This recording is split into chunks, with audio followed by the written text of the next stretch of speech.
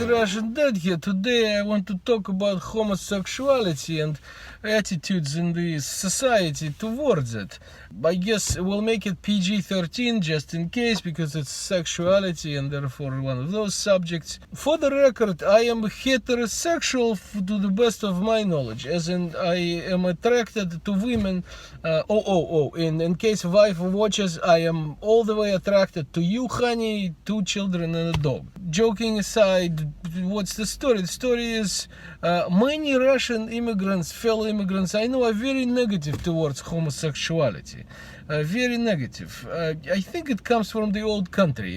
In the Soviet Union, while they dispensed with religion, I think they kept some attitudes. One of them was towards homosexuality, to the point where it was illegal. You could go to jail. So there was no coming out, because once you come out, if you come out, they will lock you in. It's interesting, like, I spent my first 2 decades of life in Soviet Russia, and I don't think I ever knew consciously, or at least I knew that I knew anybody who was a homosexual. Once I came to America, I was working with this gentleman who once told me, you know, I am gay. And I thought, English was not yet good, and I thought gay meant joyous or jolly or whatever. And I said, okay, that's nice. And he said, no, you don't get it, I'm homosexual. And that was my first introduction to this. He was the first person I met who was homosexual.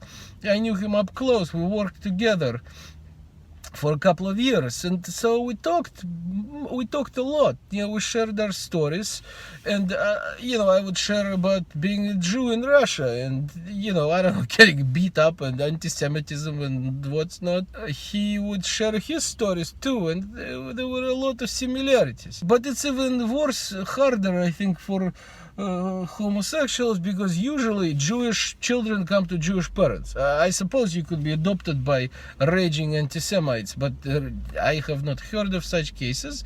At least your parents are for you. But in his case, he said, like, there were challenges there. So, like, you might be really just by yourself against the world, and that's very tough. I am no moral compass for Russian community or any other community, but I think as immigrants come to America, which is a tolerant country, we should really leave some of that baggage behind, okay, and stop being bigoted. And I know it's hard. I know a lot of these, I think we pick that up as children based on attitudes, and then we carry it through our life. It's lodged in our whatever, psychologists know it's lodged in our subconscious somewhere, and it's hard to dislodge it. But I think we can at least control our thoughts. Like, if I feel, it's one of those people, but I can remind myself consciously that, okay, and they're okay, I'm okay, everybody's okay.